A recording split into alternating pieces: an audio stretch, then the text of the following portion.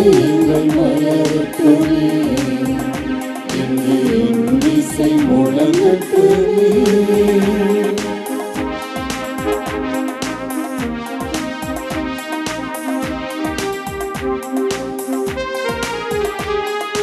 அன்பிலே இறைவன் நம்மை நினைத்தார், உயர் பண்பிலே சிறக்க நம்மை அழைத்தார். அன்பிலே இறைவன் நம்மை நினைத்தார், உயர் பண்பிலே சிறக்க நம்மை அழைத்தார். வரையில்லா வரங்களை நமக்களித்தார், கரையில்லா கருணையால் நம்மை மீட்டார். இதயங்கள் மலரட்டுமே, எங்கள் இன்னிசை முழங்கட்டுமே, நம்மில் இறையருள் வளரட்டுமே, அது இரவெல்லாம் பரவட்டுமே. இதயங்கள் மலரட்டுமே, எங்கள் இன்னிசை முழங்கட்டுமே.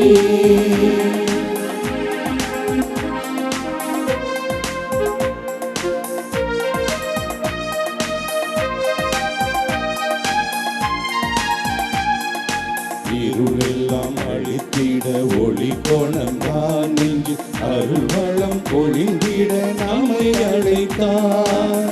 இருளெல்லாம் அழிந்திட ஒளி கோணம்தான் நெஞ்சு அருள்வளம் பொழிந்திட நம்மை அழைத்தார். திருமகன் அன்பினை சுவைத்திடுவோம்,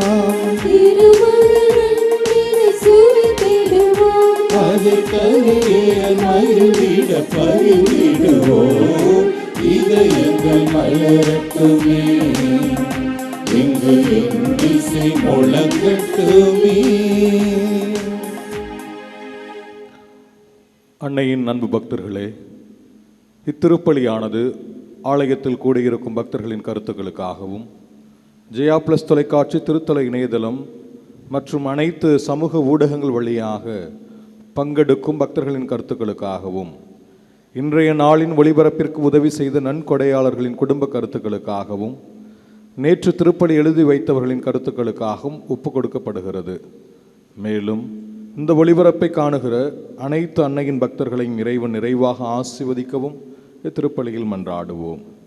The devotees, this mass is offered for all the faithful gathered here and those who are participating through Jaya Plus, Shrine Web TV, as well as other social media, and in a special way for all the sponsors of this live telecast mass and those who wrote their mass intentions yesterday, and all the devotees of Our Lady of Health, Velankani, who are watching the same.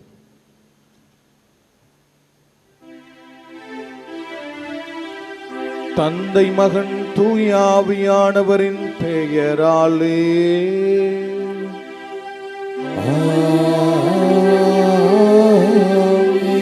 நம் ஆண்டவராகிய இயேசு கிறிஸ்துவின் அருளும் கடவுளின் அன்பும் தூயாவியானவரின் நட்புறவும் உங்கள் அனைவரோடும் இருப்பதாக.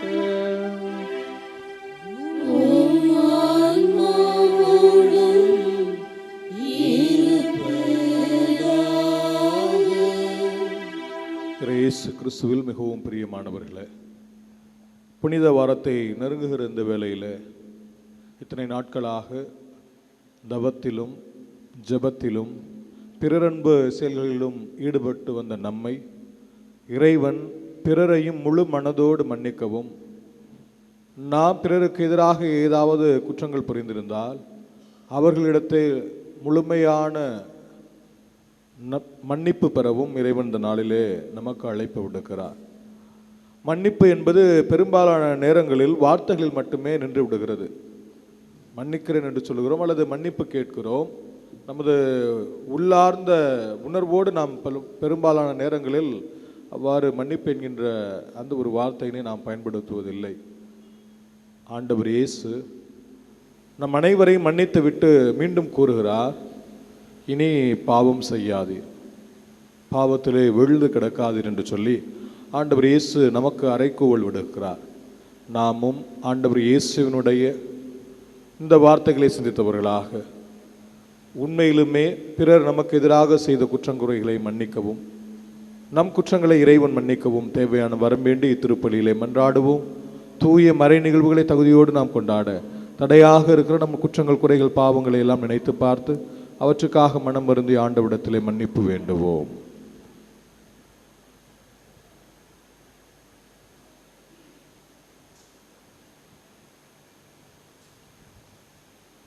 எல்லாம் வல்ல இறைவனிடமும் சகோதர சகோதரிகளே, உங்களிடமும் நான் பாவியனை ஏற்றுக்கொள்கின்றேன்.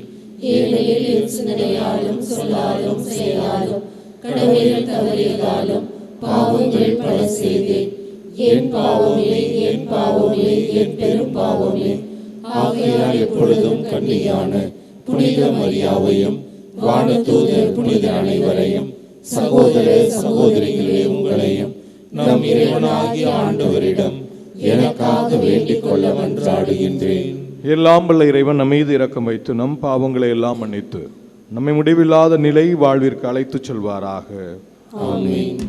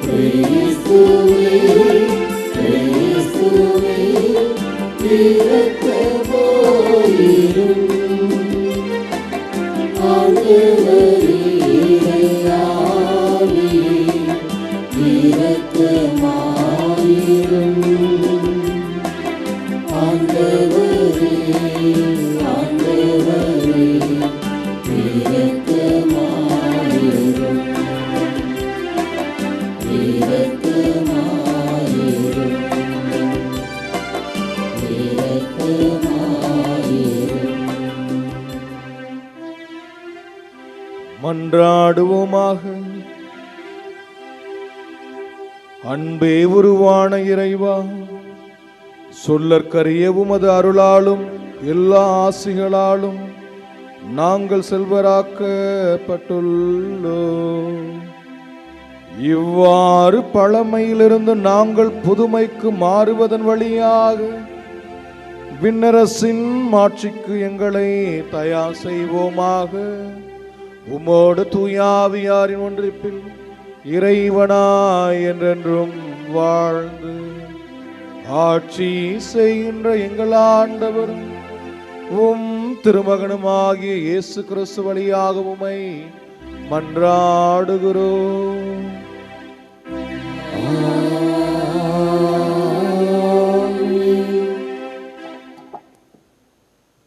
முதல் வாசகம் இறைவாக்கினர் தானியேல் நூலிலிருந்து வாசகம்.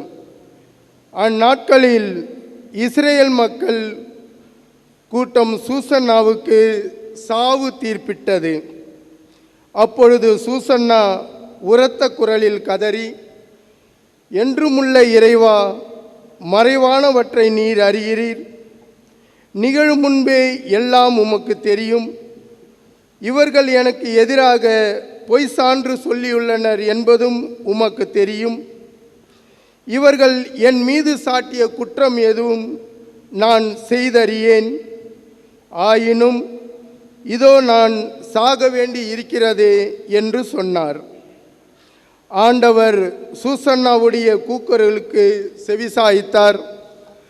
கொல்லப்படுமாறு அவர் நடத்தி செல்லப்பட்ட பொழுது தானியேல் என்னும் பெயருடைய இளைஞரிடம் தூய ஆவியை கடவுள் தூண்டிவிட்டார். தானியேல் உரத்த குரலில், இவருடைய இரத்தப்பழியில் எனக்கு பங்கில்லை என்று கதறினார். மக்கள் அனைவரும் அவர் பால் திரும்பி, நீர் என்ன சொல்கிறீர் என்று வினவினர். அவரோ அவர்கள் நடுவே நின்று கொண்டு பின்வருமாறு சொன்னார். இஸ்ரேல் மக்களே, வழக்கை ஆராயாமலும் உண்மையை அறிந்து கொள்ளாமலும் இஸ்ரேல் மகள் ஒருத்தியை தீர்ப்பிட துணிந்து விட்டீர்களே, அந்த அளவுக்கு நீங்கள் அறிவிலிகளா? நீதி வழங்கும் இடத்திற்கு திரும்பி போங்கள். இம்மனிதர்கள் இவருக்கு எதிராக பொய் சான்று சொல்லியிருக்கிறார்கள் என்றார். எனவே மக்கள் எல்லோரும் விரைவாக திரும்பி வந்தார்கள்.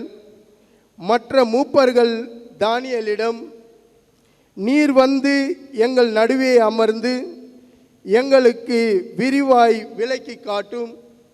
ஏனெனில் மூப்பர்க்குரிய சிறப்பை கடவுள் உமக்கு அளித்துள்ளார் என்று வேண்டிக் கொண்டார்கள். அப்பொழுது தானியேல் இவர்களை தனித்தனியே பிரித்து தொலைவில் வையுங்கள், நான் இவர்களை வினவுவேன் என்றார். எனவே அவர்கள் இருவரையும் தனித்தனியே பிரித்து வைத்தார்கள். அப்பொழுது தானியேல் அவர்களுள் ஒருவரை அழைத்து, தீச்செயலில் விளைந்தவனே, நீ முன்பு செய்த பாவங்கள் இப்பொழுது வெளியாகிவிட்டன. மாசற்றவர்களையும் நீதிமான்களையும் சாவுக்கு உள்ளாக்காதே என்று ஆண்டவர் சொல்லியிருந்தும் நீர் முறைகேடாக தீர்ப்புகள் வழங்கி மாசற்றவர்களை தண்டித்து குற்றவாளிகளை விடுவித்துள்ளாய். இதோ நீ உண்மையிலேயே சூசன்னாவை பார்த்திருந்தால் எந்த மரத்தடியில் அவர்கள் கூடியிருக்க கண்டாய் சொல் என்று கேட்டார். அதற்கு அவர், விலா மரத்தடியில் என்றார். அதற்கு தானியேல், நீ நன்றாக பொய் சொல்கிறாய், அது உன் தலையிலேயே விழும். ஏனெனில் கடவுளின் தூதர் ஏற்கனவே இறைவனிடமிருந்து தீர்ப்பை பெற்றுவிட்டார். அவர் உன்னை இரண்டாக வெட்டி பிளப்பார் என்றார். பின் அவரை அனுப்பிவிட்டு மற்றவரை தம்மிடம் அழைத்து வருமாறு பணித்தார். அவரை நோக்கி, நீ யூதாவுக்கல்ல, கானானுக்கு பிறந்தவன். அழகு உன்னை மயக்கிவிட்டது, காமம் உன்னை நெறிதவற செய்துவிட்டது. நீங்கள் இருவரும் இஸ்ரேல் மகளிரை இவ்வாறே நடத்தி வந்திருக்கிறீர்கள். அவர்களும் அச்சத்தால் உங்களுக்கு இணங்கிய வந்திருக்கிறார்கள். ஆனால் யூதாவின் மகளாகிய இவரால் உங்கள் தீச்செயலை பொறுத்து கொள்ள முடியவில்லை. இதோ எந்த மரத்தடியில் சேர்ந்திருக்கும் பொழுது நீ இவர்களை பிடித்தாய் சொல் என்றார். அவரோ, கருவாலி மரத்தடியில் என்றார். தானியேல் அவரிடம், நீயும் நன்றாக பொய் சொல்கிறாய், அது உன் தலைமேலேயே விடும். ஏனெனில் உன்னை இரு கூறாக வெட்டவும் இவ்வாறு உங்கள் இருவரையும் அழித்தொழிக்கவும் கடவுள் தூதர் வாளுடன் காத்து கொண்டிருக்கிறார் என்றார். உடனே மக்கள் கூட்டம் முழுவதும் உரத்த குரல் எழுப்பி, தம்மில் நம்பிக்கை வைக்கும்போருக்கு மீட்பளிக்கும் கடவுளை போற்றியது. அவர்கள் அந்த முதியோர் இருவருக்கும் எதிராக எழுந்தார்கள். ஏனெனில் அவர்கள் பொய் சான்று சொன்னதை அவர்கள் வாய்மொழியாகவே தானியேல் மெய்ப்பித்திருந்தார்.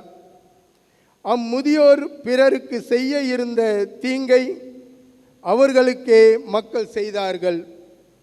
மோசே சட்டப்படி அவர்களை கொன்றார்கள். இவ்வாறு மாசற்ற சூசன்னா அன்று காப்பாற்றப்பட்டார்.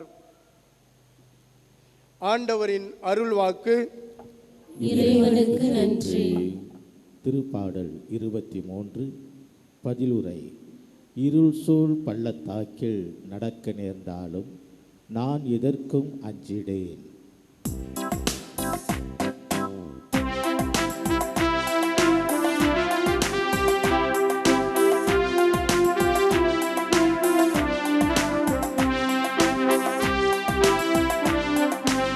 இருள் சூழ் பள்ளத்தாக்கில் நடக்க நேர்ந்தாலும் நான் எதற்கும் அஞ்சிடேன். இருள் சூழ் பள்ளத்தாக்கில் நடக்க நேர்ந்தாலும் நான் எதற்கும் அஞ்சிடேன். இருள் சூழ் பள்ளத்தாக்கில் நடக்க நின்றாலும் நான் எதற்கும் அஞ்சிடேன். ஆண்டவரே என் நாய எனக்கேதும் குறையில்லை. பசும்புல் வெளி மீது என்னை அவர் இளைப்பாறச் செய்வார். அமைதியான நீர்நிலைக்கு என்னை அழைத்துச் செல்வார். அவர் எனக்கு புத்துயிர் அளிப்பார். இருள் சூழ் பள்ளத்தாக்கில் நடக்க நின்றாலும் நான் எதற்கும் அஞ்சிடேன். இருள் சூழ் பள்ளத்தாக்கில் நடக்க நின்றாலும் நான் எதற்கும் அஞ்சிடேன். தம் பெயர்க்கேற்ப என்னை நீதி வழி நடத்திடுவார். மேலும் சாவின் இருள் சூழ் பள்ளத்தாக்கில் நான் நடக்க நேர்ந்தாலும் நீர் என்னோடு இருப்பதா எத்தேங்கிற்கும் அஞ்சிடேன். உன் கோடும் நெடுங்கடியும் என்னை தேற்றும். இருள் சூழ் பள்ளத்தாக்கில் நடக்க நின்றாலும் நான் எதற்கும் அஞ்சிடேன். இருள் சூழ் பள்ளத்தாக்கில் நடக்க நின்றாலும் நான் எதற்கும் அஞ்சிடேன்.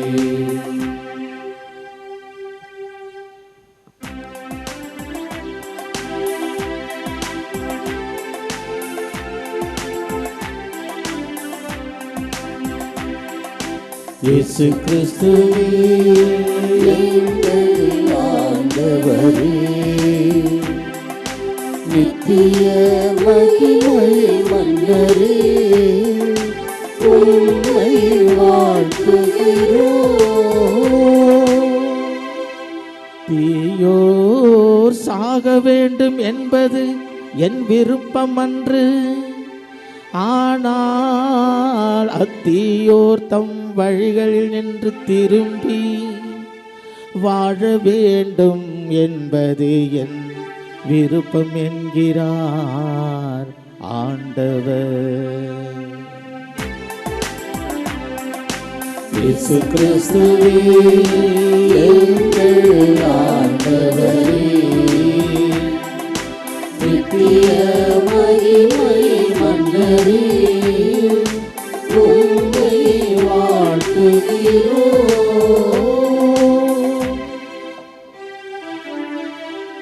ஆண்டவர் உங்களோடு இருப்பாராக. உம் ஆன்மாவோடும் இருப்பாராக. யோவான் எழுதிய தூய நற்செய்தியிலிருந்து வாசகம். ஆண்டவரே, மாட்சி உமக்கே. அக்காலத்தில் இயேசு ஒலிவ மலைக்கு சென்றார். பொழுது விடிந்ததும் அவர் மீண்டும் கோவிலுக்கு வந்தார். அப்போது மக்கள் அனைவரும் அவரிடம் வந்தனர். அவரும் அங்கு அமர்ந்து அவர்களுக்கு கற்பித்தார். மறைநூல் அறிஞரும் பரிசேயரும் விபச்சாரத்தில் பிடிபட்ட ஒரு பெண்ணை கூட்டிக் கொண்டு வந்து நடுவில் நிறுத்தி, போதகரே, இப்பெண் விபச்சாரத்தில் கையும் மெய்யுமாக பிடிபட்டவள். இப்படிப்பட்டவர்களை கல்லால் எறிந்து கொள்ள வேண்டும் என்பது மோசே நமக்கு கொடுத்த திருச்சட்டத்தில் உள்ள கட்டளை. நீர் என்ன சொல்கிறீர் என்று கேட்டனர். அவர் மேல் குற்றம் சுமத்த ஏதாவது வேண்டும் என்பதற்காக அவர்கள் இவ்வாறு கேட்டு சோதித்தார்கள். இயேசு குனிந்து விரலால் தரையில் எழுதி கொண்டிருந்தார். ஆனால் அவர்கள் அவரை விழாமல் கேட்டுக்கொண்டிருந்ததால் அவர் நிமிர்ந்து பார்த்து, உங்களுள் பாவம் இல்லாதவர் முதலில் இப்பெண் மேல் கல் எறியட்டும் என்று அவர்களிடம் கூறினார். மீண்டும் குனிந்து தரையில் எழுதி கொண்டிருந்தார். அவர் சொன்னதை கேட்டதும் முதியோர் தொடங்கி ஒருவர் பின் ஒருவராக அவர்கள் யாவரும் அங்கிருந்து சென்று விட்டார்கள். இறுதியாக இயேசு மட்டுமே அங்கு இருந்தார். அப்பெண்ணும் அங்கேயே நின்று கொண்டிருந்தார். இயேசு நிமிர்ந்து பார்த்து, அம்மா, அவர்கள் எங்கே? நீர் குற்றவாளி என்று எவரும் தீர்ப்பிடவில்லையா என்று கேட்டார். அவர், இல்லை ஐயா என்றார். இயேசு அவரிடம், நானும் தீர்ப்பளிக்கவில்லை, நீர் போகலாம், இனி பாவம் செய்யாதீர் என்றார்.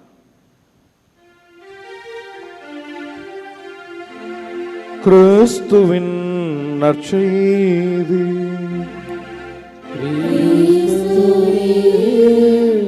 உமக்கு புகழ்.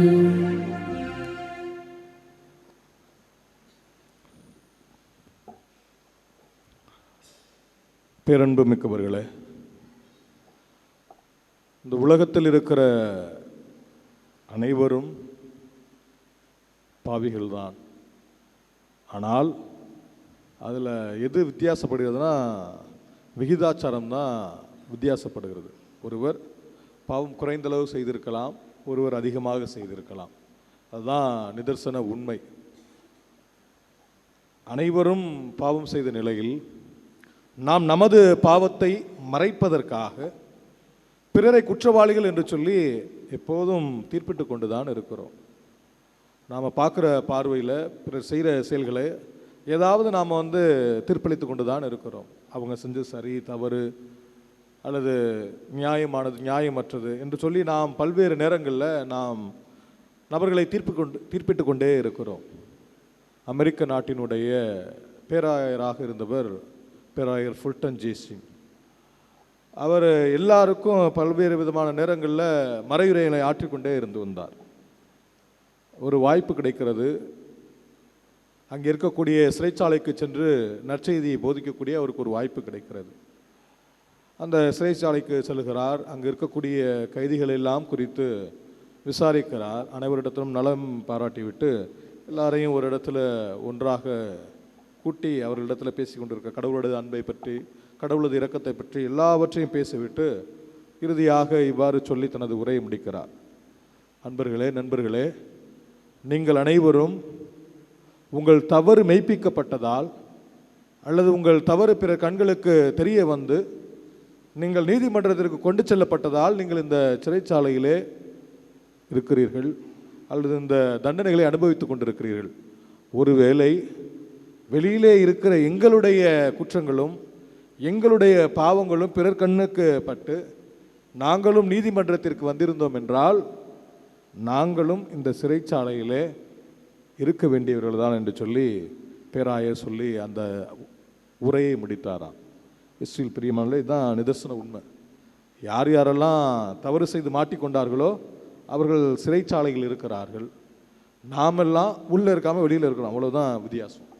அப்போ யார் சரியானவர் யார் தவறானவர் என்று சொல்லி தீர்ப்பளிக்க கடவுள் நமக்கு அதிகாரத்தை வழங்கவில்லை. இணைச்சட்ட புத்தகம் 1வது அதிகாரம் 17வது இறைவார்த்தை இப்படி சொல்லுது: விருப்பு வெறுப்பின்றி தீர்ப்பிடுங்கள், உயர்ந்தோருக்கும் தாழ்ந்தோருக்கும் ஒன்று போல் செவி கொடுங்கள், எந்த மனிதனுக்கும் அஞ்ச வேண்டாம், ஏனெனில் நீதி தீர்ப்பு கடவுளுக்கு உரியது. இப்போ நாமெல்லாம் தீர்ப்பளிக்க யார்? ஒரு முறை முன்னாள் திருத்தந்தை பிரான்சிஸ் அவரிடத்தில் ஓரின சேர்க்கை மற்ற காரியங்கள்லாம் குறித்து ஒரு நிபுணர் அவரிடத்தில் பேட்டி காண்கிறார். திருச்சபை தலைவராக இருந்து கொண்டு நீங்கள் என்ன இவர்களை குறித்து சொல்கிறீர்கள், இவர்களுக்கு என்ன தண்டனை சொல்கிறீங்க, இல்லை மற்ற காரியம் என்ன சொல்கிறீங்கன்னு சொல்லி கேட்கிறப்ப திருத்தந்தை பிரான்சிஸ் அவர்கள் சொல்கிறார், அவர்களை குற்றவாளிகள் என்று தீர்ப்பிடுவதற்கு நான் யார், அல்லது நான் யார் அவர்களை தீர்ப்பிடுவதற்கு என்று சொல்லி போப் பிரான்சிஸ் அவர்கள் அந்த நிருபரிடத்தில் மீண்டும் கேட்டாராம். அப்போ நாம் பிற குற்றவாளிகள் என்று சொல்லி தீர்ப்பிடுவதற்கு அல்ல, மாறாக அவர்களை மீண்டும் இறைவனிடத்தில் அழைத்து வருவதற்கு தான் நாம் அழைக்கப்பட்டிருக்கிறோம். அதை முழுவதுமாக நாம் புரிந்து கொள்ள வேண்டும். அதான் அந்த நாளில் இறைவன் நம்மிடத்தில் கேட்கக்கூடிய ஒன்றாக இருக்கிறது. இந்த மறைநூல் அறிஞர்களும் பரிசேயர்களும் கொண்டு வருகிற அந்த குற்றச்சாட்டு பெண்ணை கல்லால் எறிந்து கொல்ல வேண்டும் என்று சொல்கிறார்கள். மோசே அவ்வாறு திருச்சட்டத்தில் கொடுக்கல. இதை நாம் லேவியர் புத்தகம் 20வது அதிகாரம் 10வது இறைவார்த்தையிலும், இணைச்சட்ட புத்தகம் 22வது அதிகாரம் 22வது இறைவார்த்தையிலும் வாசிக்கலாம். அவ்வாறு வாசிக்கிற போது மோசே என்ன கொடுத்திருக்கிறார் என்று சொன்னால், ஒருவேளை விபச்சாரத்தில் ஈடுபட்டு இருந்தால் ஆணும் பெண்ணும் இருவருமாக அங்கே கொல்லப்படணும். கல்லெல்லாம் எரிஞ்சலாம் அப்படின்லாம் இல்லை, இருவரும் கொல்லப்பட வேண்டும் என்று சொல்லி தான் மோசே கட்டளை கொடுத்துள்ளார். இவர்கள் கட்டளைகளை எல்லாம் பெருக்கி பெருக்கி கல்லால் எறிந்து கொள்ள வேண்டும் என்று சொல்லக்கூடிய அளவிற்கு இவர்கள் வந்து நிற்கிறார்கள். அப்போ இப்படிப்பட்ட சூழலில் அவர்கள் கொண்டு வந்து வைக்கிற குற்றச்சாட்டு ரெண்டு விதமாக இருக்குது. ஒன்று, ஆண்டவர் இயேசு இந்த பெண்ணை வந்து கல்லால் எரிஞ்சு கொல்லணும்னு சொன்னால் ரோமையர்களுக்கு எதிராக சொல்லுகிறார். யாருமே அதனால தான் யூதர்களுக்கு வந்து கொலை செய்யக்கூடிய அந்த கொலை தண்டனையை வந்து அவர்களிடத்தில் கொடுக்கல. அதனால தான் ஆண்டவர் இயேசுவை அவர்கள் கொல்ல முடியலை. அதனால தான் பிலாத்துவின் இடத்துல ஆண்டவர் இயேசுவை கூட்டிச் செல்கிறார்கள். ஒருவேளை இந்த பெண்ணை விட சொன்னால் இவர் மோசே கட்டளைக்கு எதிராக இருக்க ஒரு நல்ல போதகராக இருக்க முடியாது என்று சொல்லி இந்த பரிசேயர்களும் மறைநூல் அறிஞர்களும் ஆண்டவர் இயேசுவின் மீது குற்றம் சாட்டுவதற்கு ஏதுவாக இருக்கும். இப்போ இந்த ரெண்டு காரியத்தையும் வைக்கிறாரு. ஆனால் ஆண்டவர் இயேசு நிமிர்ந்து பார்த்து சொல்கிறாரு, அவர்களுக்கு என்ன செய்ய வேண்டும் என்ற புதிய கட்டளை கொடுக்கிறார். உங்களுள் பாவம் இல்லாதவர் முதலில் கல்லெறியட்டும் என்று சொல்லி ஒரு புதிய சட்டத்தை சொல்கிறார். அப்போ நாம் யாரும் பிறர் குற்றவாளிகள் என்று சொல்லி தீர்ப்பிடுவதற்கு இங்கே இல்லை என்பதனை கடவுள் ஆணித்தனமாக நமக்கு இங்கே சுட்டி காட்டுகிறார். முதல் வாசகத்தில் சுசானா என்கின்ற அந்த மாசு மறுவற்ற பெண் பேரழகியாக இருந்தாலும் அவள் குறித்து நிறைய அப்படி சொல்லப்படுது. பிறரால் நயவஞ்சகமாக அந்த 2 நீதிபதிகளால் இவள் நயவஞ்சகமாக குற்றம் சாட்டப்பட்டு கொலைகளத்திற்கு இழுத்துச் செல்லப்படுகிற பொழுது தானியேல் என்கின்ற அந்த இளைஞனை, அந்த இறைவாக்கினரை கடவுள் அனுப்பி அந்த பெண்ணை விடுதலை செய்கிறார். நாம் பல்வேறு நேரங்களில் இக்கட்டான சூழ்நிலையில் இருந்தாலும் கடவுள் நம்மை விடுவிப்பார் என்பதனைத்தான் இந்த ஒரு நிகழ்வு நமக்கு சுட்டி காட்டுகிறது. ஆக இயேசுவில் பிரியமானவர்களே, இப்படிப்பட்ட ஒரு மனநிலை நமக்கு வேணும். யாரையும் குற்றவாளின்னு சொல்ல வேணாம். இந்த நிகழ்வை நம்ம வாசித்து பார்த்தோம்னா நிறைய நமக்கு கிடைக்கும். யாரும் குற்றவாளியாக இருக்கான். நம்ம குடும்பங்களில் இன்றைக்கி நாம் பல்வேறு நேரங்களில் என்ன பண்ணுறோம், கணவன் மனைவியை குற்றவாளியாக பார்க்குறோம். நான் சொல்கிறேன் நீ கேட்கல, இல்லை உன்னால தான் தப்பு நடந்துச்சு இப்படி பார்க்குறோம். அல்லது மனைவி கணவனை இவ்வாறு பார்க்குறோம். பெரும்பாலும் பெற்றோர்கள் பிள்ளைகள் என்ன பார்க்குறாங்க, இவன் எங்கே இப்படியே இருக்கிறான், அவன் எங்கே உருப்பிட போகிறான், இல்லை இவன் எங்கே மேலே வரப்போகிறான், இந்த மாதிரி ஒரு சிந்தனைகளை நாம் நமதற்குள்ளாக வைத்திருக்கிறோம். அது அல்ல, அவர்கள் அதிலிருந்து வெளிவர செய்ய வேண்டும். பல்வேறு நேரங்களில் பாவ சங்கீர்த்தனத்தில் அமர்ந்திருக்கிற பொழுது சொல்லுகிற மிகப்பெரிய ஒரு குற்றச்சாட்டு இதுவாக தான் இருக்கும். பிறகு செய்கிறத என்னால் தாங்க முடியாமல் நான் கோவப்படுறேன், இல்லை எரிஞ்சு விழுகிறேன், அவர்கள் மீது நான் என்ன பண்ணுறேன், ஒரு வெறுப்பு கொள்கிறேன். இதுதான் பல்வேறு நேரங்களில் நாம் நமது பாவமாக சுமந்து தருகிறோம். அது அல்ல. கடவுள் ஒருவேளை நம்ம மேலே அவ்வாறு கோபமாக இருந்தார்னா அந்த பாவத்தை எல்லாம் எங்கே போய் கழிப்பது? நிச்சயமாக முடியாது. ஆக நாம் பிறரிடத்தில் பொறுமையாக இருக்கிறதுக்கு வரம் கேட்போம். ஒரு முறை ஒரு அரசன் மிகவும் கடுமையான தீர்ப்பு வழங்கக்கூடிய அரசனாக இருக்கிறான். அந்த அரசன் என்ன நம்பினா அப்படின்னா, கடுமையான தீர்ப்புகள் மூலம் குற்றங்களை குறைத்து விட முடியும் என்று சொல்லி அந்த அரசன் நம்பினான்.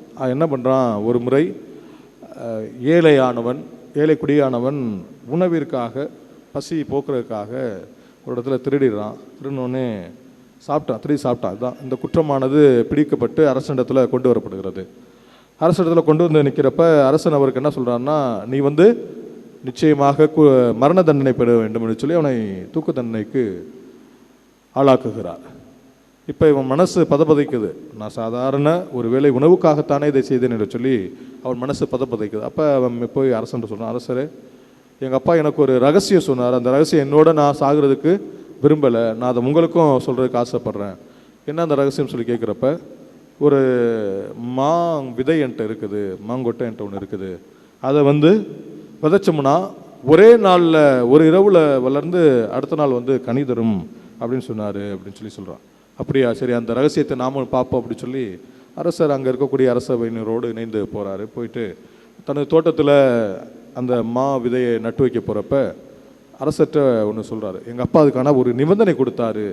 என்னப்பா அந்த நிபந்தனை? யார் எந்த விதமான குற்றமும் இல்லை எந்த விதமான பொய்யும் சொல்லாமல் இருக்கிறாங்களோ அவங்க விதைச்சாதான் இந்த விதை உடனே முளைச்சி பலன் கொடுக்க அப்படின்னு சொல்லி சொல்கிறாரு.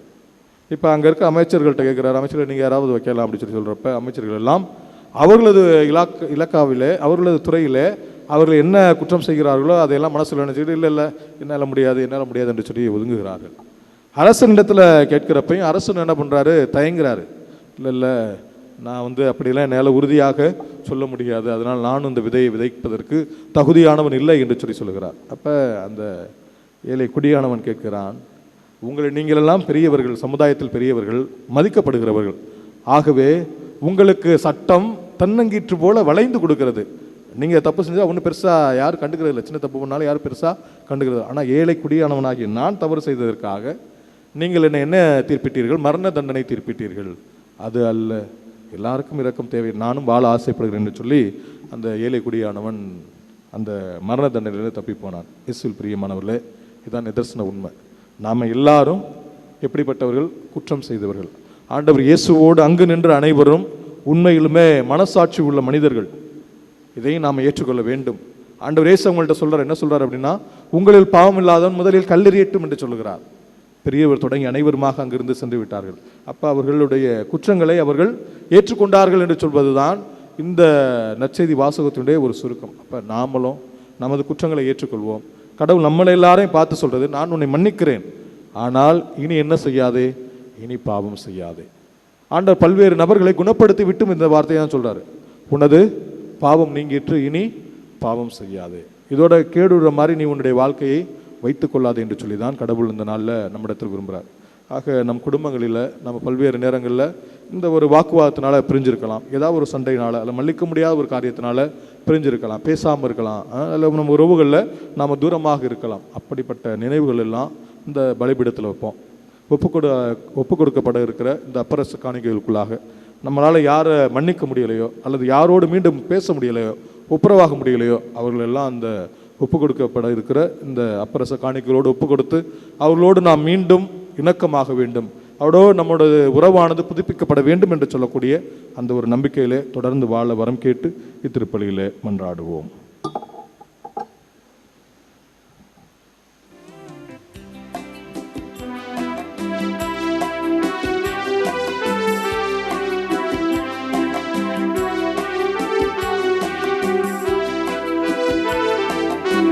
இரக்கம் மிகுந்த கரத்திலே என்னை முழுதும் அர்ப்பணமே. இரக்கம் மிகுந்த கரத்திலே என்னை முழுதும் அர்ப்பணமே. வாழ்வு என்னில் நீயாக, வாழ்க்கை எல்லாம் உனக்காக, எல்லாம் தந்தே என்னை தந்தே, எல்லாம் தந்தே என்னை தந்தே. இரக்கம் மிகுந்த கரத்திலே என்னை முழுதும் அர்ப்பணமே. அன்புமிக்கவர்கள், நீங்களும் நானும் இணைந்து ஒப்பு கொடுக்கக்கூடிய திருப்பலியானது எல்லாமல்ல தந்தையாக இறைவனுக்கு ஏற்றதாகும்படி மன்றாடுங்கள்.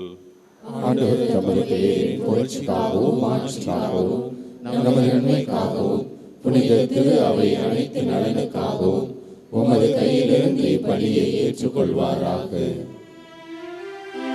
ஆண்டவரே, மறை நிகழ்வுகளை கொண்டாட இருக்கும் நாங்கள் உம்மை வேண்டுகிறோம். அதனால் உடல் ஒருத்தலின் பயனாக மகிழ்வை தரும் மன தூய்மையை நாங்கள் உமக்கு காணிக்கையாக்குவோமாக. எங்கள் ஆண்டவராகிய கிறிஸ்து வழியாக உம்மை மன்றாடுகிறோம்.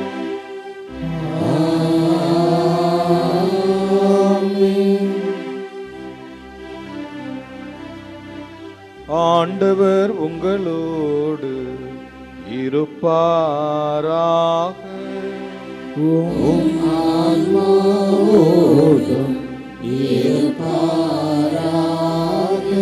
இதயங்களை மேலே எழுப்புங்கள்.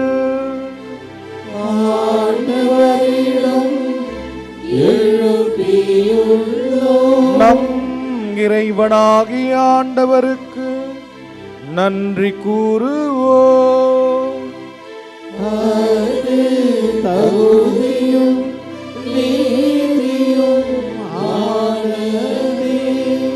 ஆண்டவரே, தூயவரான தந்தையே, என்றும் உள்ள இல்லாமல் இறைவா, எந்நாளும் எவ்விடத்திலும் நாங்கள் உமக்கு நன்றி செலுத்துவது மெய்யாகவே தகுதியும் நீதியுமாகும். எங்கள் கடமையும் மீட்புக்கு உரிய செயலுமாகும். ஏனெனில் திருமகனின் மீட்பளிக்கும் பாடுகளினால் உலகம் அனைத்தும் நல்லுறவை பெறுகின்றது, உமது மாண்பை அறிக்கையிடுகின்றது. சிலுவையின் வியத்தகு வலிமையினால் உலகத்தின் மீது தீர்ப்பும் சிலுவையில் அறையுண்டவரின் அதிகாரமும் விளங்குகின்றன.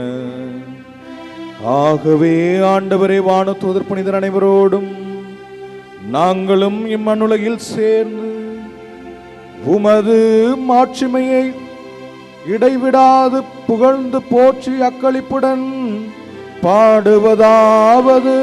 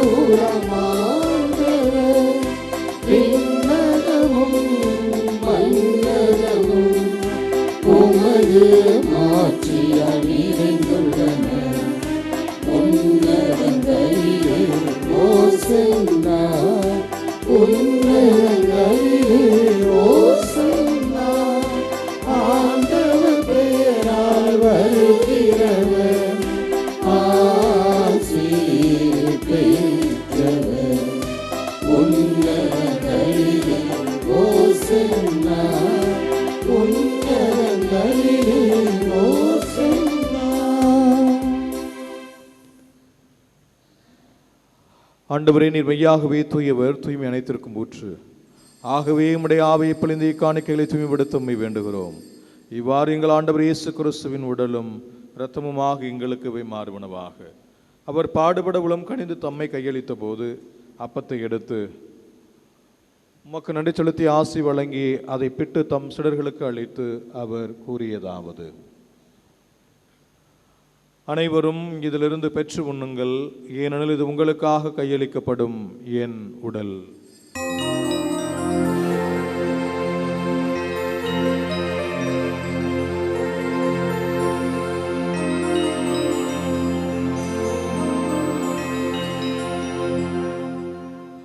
அவ்வண்ணமே இரவு விருந்து அருந்திய பின் கிணத்தையும் எடுத்து மீண்டும் உமக்கு நன்றி கூறி தம் சிடர்களுக்கு அளித்து அவர் கூறியதாவது: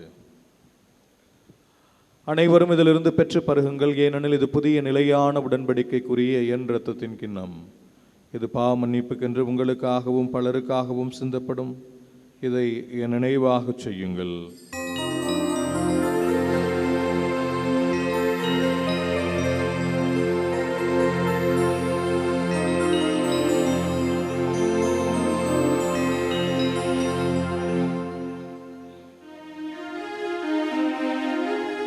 நம்பிக்கையின் மறைபொருள்.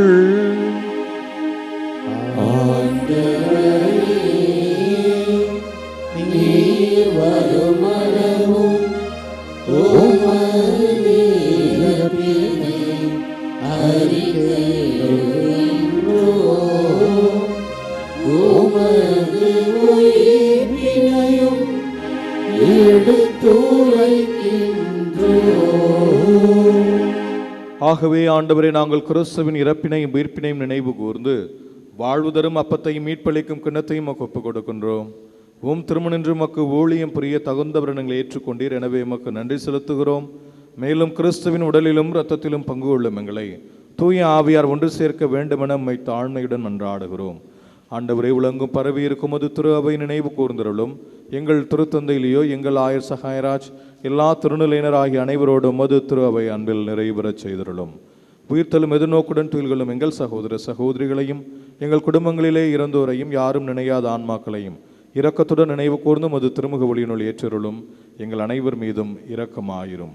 கடவுளின் கன்னித்தாயான மாட்சிமிக்க புனித மரியா, அவருடைய கணவரான புனித யோசேப்பு, புனித திருத்தூதர்கள், இவ்வுலகில் மக்கு உகந்தவராய் இருந்தவராகிய புனிதர் அனைவருடனும் நாங்கள் நிலை வாழ்வில் பங்குள்ளும் தகுதி பெற்று திருமகன் இயேசு கிறிஸ்து வழியாக உம்மை புகழ்ந்தேத்தும் வரமருள உம்மை மன்றாடுகிறோம்.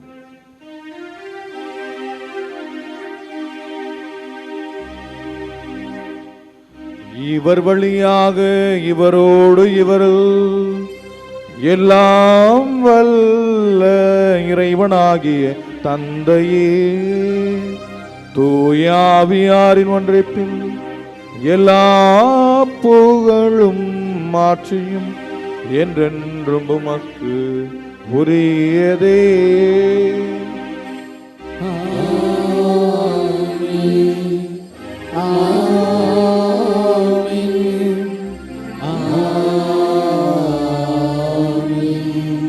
மீட்பரின் கட்டளையால் கற்பிக்கப்பட்டு இறைபடைப்பினால் பயிற்சி பெற்ற நாம் துணிந்து சொல்வோம்.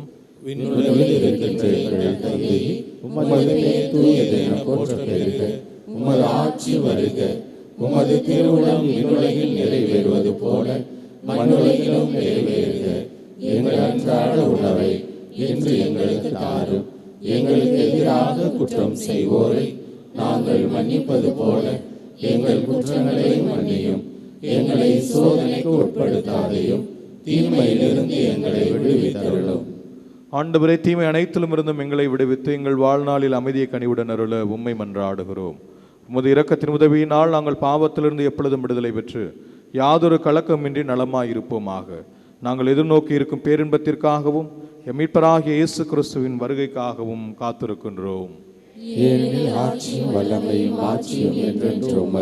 ஆண்டவரே இயேசு கிறிஸ்துவே, அமைதியை உங்களுக்கு விட்டுச் செல்கிறேன், என் அமைதியை உங்களுக்கு அளிக்கிறேன் என்று திருத்துதர்களுக்கு மொழிந்தீரேன். எங்கள் குற்றங்கள், குறைகள், பாவங்கள், பலகீனங்களை எல்லாம் பாராமல் உமது திருவையின் நம்பிக்கையை கண்ணோக்கி உமது திருவுளத்திற்கு ஏற்ப அதற்கு அமைதியும் ஒற்றுமையும் அளித்தருள்வீராக. என்றென்றும் வாழ்ந்து ஆட்சி செய்கின்றவர் நீரே. ஆண்டவருடைய அமைதி உங்களோடு என்றும் இருப்பதாக. ஒருவருக்கொருவர் அமைதியை பகிர்ந்து மகிழ்வோம். உலகின் பாவங்களை போக்கும் இறைவனின் செம்மறியே, எங்கள் மேல் இரக்கமாயிரும். உலகின் பாவங்களை போக்கும் இறைவனின் செம்மறியே, எங்கள் மேல் இரக்கமாயிரும். உலகின் பாவங்களை போக்கும் இறைவனின் செம்மறியே, எங்களுக்கு அமைதியை அளித்தருளும். இதோ இறைவனின் செம்மறி, இவரே உலகின் பாவங்களை போக்குகிறவர். இந்த செம்மறியின் விடுந்திற்கு அழைக்க பெற்றோர், பேறு பெற்றோர். நான் தகுதியற்றவன், ஆனால் ஒரு வார்த்தை மட்டும் சொல்லியருளும், எனது ஆன்மா நலமடையும்.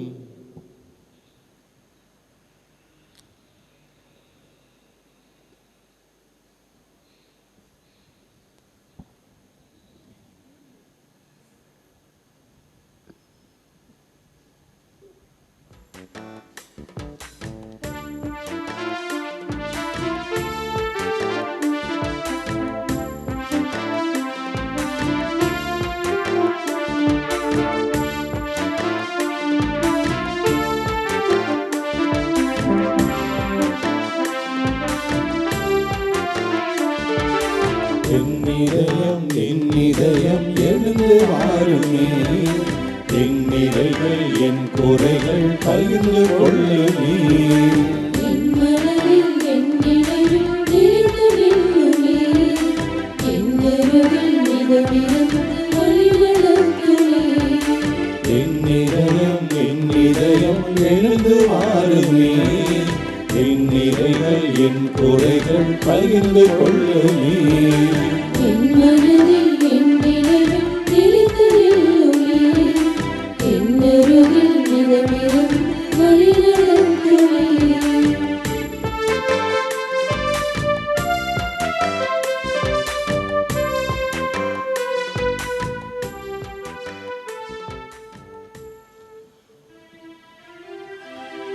மன்றாடுவோமாக.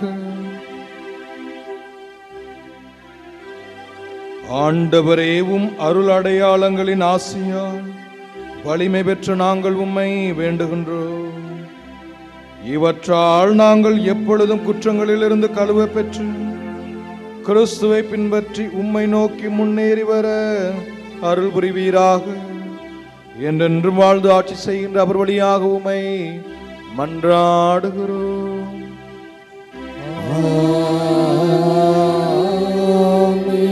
ஆண்டவர் உங்களோடு இருப்பாராக.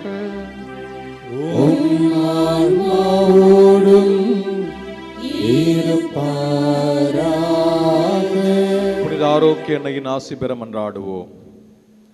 ஆற்றலும் அன்புமிக்க இயேசுவை கையிலேந்தி காலமெல்லாம் கடலோரம் காத்திருக்கும் புனித ஆரோக்கிய அன்னையே, இப்பேராலயத்தில் கூடியிருக்கும் பக்தர்கள் மற்றும் இணையதளம் சமூக ஊடகங்கள் வழியாக பங்கேற்கும் அனைவரையும் ஆசிவதியும். இவர்களின் மனம் சோர்ந்து போகும்போது பால்கார பாலகனின் பால்குடத்தை பொங்கச் செய்தது போல இவர்களின் மனங்களையும் மகிழ்ச்சியால் பொங்கவையும். இவர்கள் தோல்வியால் துவண்டு போகும்போது நடக்க இயலாத சிறுவனை நடக்க வைத்ததை போல இவர்களையும் எழுந்து நடக்கவையும்.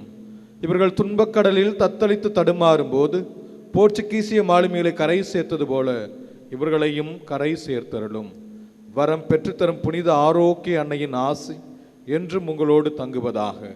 May Jesus touch you and heal you through the loving hands of his dear mother, Our Lady of Good Health, Velankanni. எல்லாம் வல்ல இறைவன் தந்தை மகன் தூயாவியா உங்களையும் உங்கள் குடும்பங்களையும் நிறைவாக ஆசீர்வதிப்பாராக.